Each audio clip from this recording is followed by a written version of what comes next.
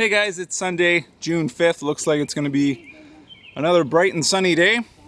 We did quite a bit of work yesterday, spent most of the day setting up the greenhouse. So we got the poly on and the ground all prepped, the weed guard down, and then we started planting our tomato plants in there. We ran out of gas, so didn't get the whole thing planted, and hopefully finish that off today. But yesterday, last night, we had a frost warning.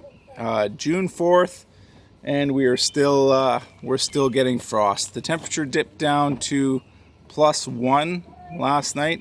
We did cover some of the more sensitive plants, and we will see if everything survived. The goal for today is finish planting up the greenhouse, and we have 3 more beds. Going to be Swiss chard, kale, lettuce, and melons, and butternut and spaghetti squash that are going to go in those beds. Then whatever other plants that we have left over, just put everything outside. So another full day of work ahead. But after this, things should slow down, and then it's just up to the plants and Mother Nature to get the job done. So let's get started.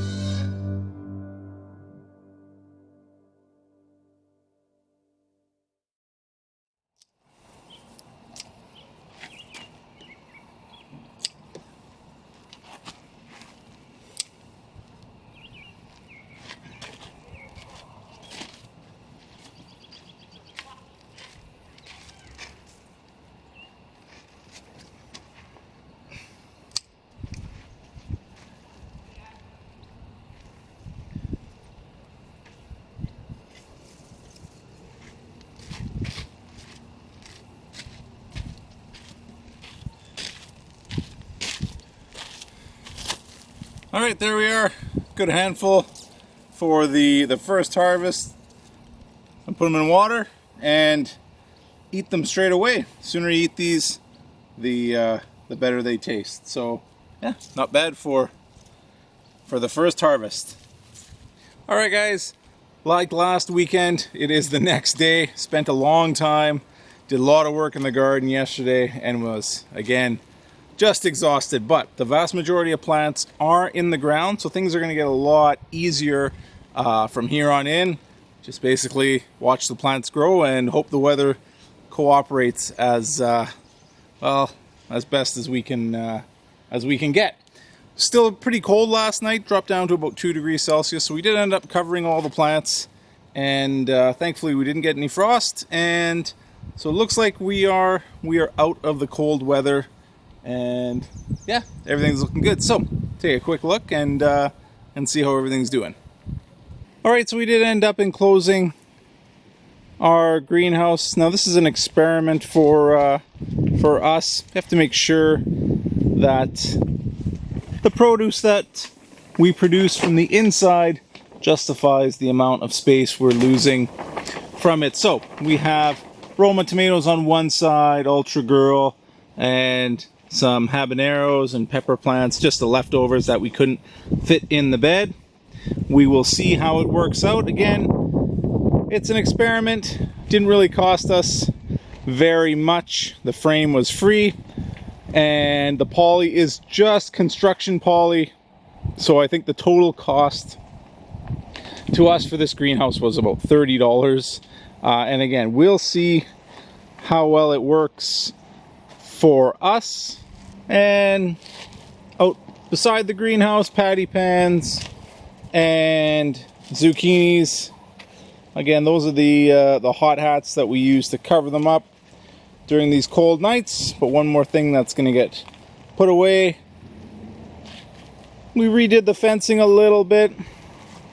Again, it's here to keep the deer out, so we kind of closed off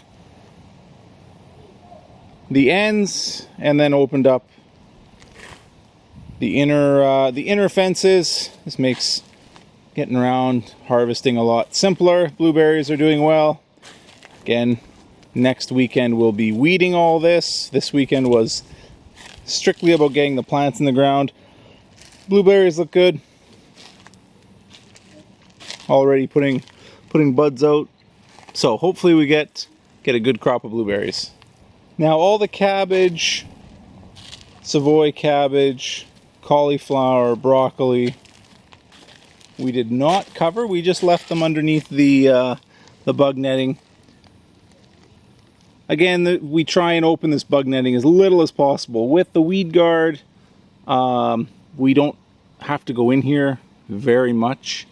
And so, yeah, to keep the caterpillars and all the other insects that love this vegetable off of them, we try and keep them sealed up as much as possible. So we're going to be doing mashed potato squash in a bed, and then we have watermelon, cantaloupe, and I believe that's it. No honeydew this year. But these plants are all looking a lot better than they did last year, especially the watermelon. The watermelon, I don't know, they just they didn't start off very good inside last year, but this year they're doing much better. And on the other side, kale, Swiss chard, lettuce. We elected not to put the weed guard down for these plants this year, just because we wanted to plant them closer together, get a lot more produce out of the bed. Does come at the sacrifice of having to weed. And then we have 4 butternut plants. We will be training those onto the lawn. It's the garden takes precedent over the lawn. I did end up buying a couple strawberry plants at the nursery, and we're gonna get some runners rooted in the pots and fill in the rest of these open spaces. Other than that, the vast majority of the strawberries are coming through, and we have a few strawberries already on their way. And our beet seeds are coming up. You can see them there. I think this is about 3 weeks after we seeded this bed, but everything's starting to to show up. Happy about that. Onion sets coming up. These things are pretty much indestructible, so there's very little doubt that they are not going to come up. They always come up. Asparagus doing very well. Very late start, but yeah, it's definitely caught up. We've harvested from this bed so far just over a kilogram. Yeah, we've done a couple harvests totaling about just over a kilogram of asparagus so far this year, and we have to harvest again. Another few lettuce plants, and our carrots are just starting to show up. Actually, quite a lot of them are coming up, so hopefully we have a good crop of carrots this year. Peas taking off. Cucamelons survived the transplant and are being trained up the trellis. Slicing cucumbers, just still taking a little bit of time to adjust to being outside. I saw a few beans coming up on the end of the bed. And finally the cherry plants starting to produce some blossoms. So hopefully we will get some cherries this year. This plant, a number of blossoms. This plant is actually doing very well. And then slicing cucumbers. Yeah, they really they have not been very happy with the weather. So hopefully now that it's finally starting to warm up and getting into some more seasonal temperatures, they'll start putting on some new growth.